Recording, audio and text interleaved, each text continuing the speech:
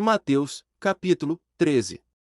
No mesmo dia, tendo Jesus saído de casa, sentou-se à beira do mar, e reuniram-se a ele grandes multidões, de modo que entrou num barco, e se sentou, e todo o povo estava em pé na praia. E falou-lhes muitas coisas por parábolas, dizendo: Eis que o semeador saiu a semear. E quando semeava, uma parte da semente caiu à beira do caminho, e vieram as aves e comeram. E outra parte caiu em lugares pedregosos, onde não havia muita terra, e logo nasceu, porque não tinha terra profunda, mas, saindo o sol, queimou-se, por não ter raiz, secou-se. E outra caiu entre espinhos, e os espinhos cresceram e a sufocaram. Mas outra caiu em boa terra, e dava fruto, um a 100, outro a 60 e outro a 30 por um. Quem tem ouvidos, ouça. E chegando-se a ele os discípulos, perguntaram-lhe: Por que lhes falas por parábolas?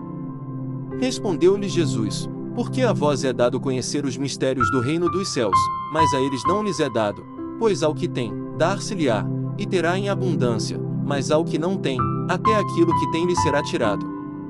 Por isso lhes falo por parábolas, porque eles, vendo, não veem, e ouvindo, não ouvem nem entendem. E nele se cumpre a profecia de Isaías, que diz: Ouvindo, ouvireis, e de maneira alguma entendereis, e, vendo, vereis, e de maneira alguma percebereis. Porque o coração deste povo se endureceu, e com os ouvidos ouviram tardamente, e fecharam os olhos, para que não vejam com os olhos, nem ouçam com os ouvidos, nem entendam com o coração, nem se convertam, e eu os curo. Mas bem-aventurados os vossos olhos, porque veem, e os vossos ouvidos, porque ouvem. Pois, em verdade vos digo que muitos profetas e justos desejaram ver o que vedes, e não ouviram, e ouvir o que ouvis, e não ouviram. Ouvi, pois, vós a parábola do semeador. A todo que ouve a palavra do reino e não a entende, vem o maligno e arrebata o que lhe foi semeado no coração. Este é o que foi semeado à beira do caminho. E o que foi semeado nos lugares pedregosos, este é o que ouve a palavra, e logo a recebe com alegria, mas não tem raiz em si mesmo, antes é de pouca duração, e sobrevindo a angústia e a perseguição por causa da palavra, logo se escandaliza. E o que foi semeado entre os espinhos, este é o que ouve a palavra, mas os cuidados deste mundo e a sedução das riquezas sufocam a palavra, e ela fica infrutífera. Mas o que foi semeado em boa terra, este é o que ouve a palavra, e a entende, e dá fruto, e um produz 100, outro 60, e outro 30. Propôs-lhes outra parábola, dizendo: O reino dos céus é semelhante ao homem que semeou boa semente no seu campo, mas, enquanto os homens dormiam, veio o inimigo dele, semeou o joio no meio do trigo, e retirou-se. Quando, porém, a erva cresceu e começou a espigar, então apareceu também o joio.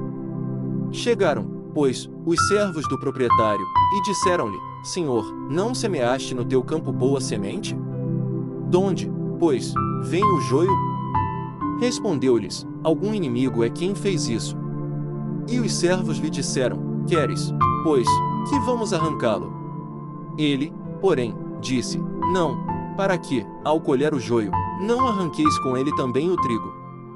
Deixai crescer ambos juntos até a ceifa, e, por ocasião da ceifa, direi aos ceifeiros: Ajuntai primeiro o joio, e atai-o em molhos para o queimar, o trigo, porém, recolhei-o no meu celeiro. Propôs-lhes outra parábola, dizendo: O reino dos céus é semelhante a um grão de mostarda que um homem tomou, e semeou no seu campo, o qual é realmente a menor de todas as sementes, mas, depois de ter crescido, é a maior das hortaliças, e faz-se árvore, de sorte que vêm as aves do céu, e se aninham nos seus ramos. Outra parábola lhes disse: O reino dos céus é semelhante ao fermento que uma mulher tomou e misturou com 3 medidas de farinha, até ficar tudo levedado. Todas estas coisas falou Jesus às multidões por parábolas, e sem parábolas nada lhes falava, para que se cumprisse o que foi dito pelo profeta: Abrirei em parábolas a minha boca, publicarei coisas ocultas desde a fundação do mundo. Então Jesus, deixando as multidões, entrou em casa. E chegaram-se a ele os seus discípulos, dizendo: Explica-nos a parábola do joio do campo. E ele, respondendo, disse: O que semeia a boa semente é o filho do homem. O campo é o mundo, a boa semente são os filhos do reino, o joio são os filhos do maligno. O inimigo que o semeou é o diabo, a ceifa é o fim do mundo, e os celeiros são os anjos. Pois assim como o joio é colhido e queimado no fogo, assim será no fim do mundo. Mandará o Filho do Homem os seus anjos, e eles ajuntarão do seu reino todos os que servem de tropeço, e os que praticam a iniquidade, e lançá-los na fornalha de fogo. Ali haverá choro e ranger de dentes. Então os justos resplandecerão como o sol, no reino de seu Pai. Quem tem ouvidos, ouça. O reino dos céus é semelhante a um tesouro escondido no campo, que um homem, ao descobri-lo, esconde. Então, movido de gozo, vai, vende tudo quanto tem, e compra aquele campo. Outro assim, o reino dos céus é semelhante a um negociante que buscava boas pérolas, e encontrando uma pérola de grande valor, foi, vendeu tudo quanto tinha, e a comprou. Igualmente, o reino dos céus é semelhante a uma rede lançada ao mar, e que apanhou toda espécie de peixes. E, quando cheia, puxaram-na para a praia, e, sentando-se, puseram os bons em cestos, os ruins, porém, lançaram fora. Assim será no fim do mundo, sairão os anjos, e separarão os maus dentre os justos, e lançá-los na fornalha de fogo, ali haverá choro e ranger de dentes. Entendestes todas estas coisas? Disseram-lhe eles, entendemos. E disse-lhes, por isso, todo escriba que se fez discípulo do reino dos céus é semelhante a um homem, proprietário, que tira do seu tesouro coisas novas e velhas. E Jesus, tendo concluído estas parábolas, se retirou dali. E, chegando à sua terra, ensinava o povo na sinagoga, de modo que este se maravilhava e dizia, de onde lhe vem esta sabedoria, e estes poderes milagrosos? Não é este o filho do carpinteiro?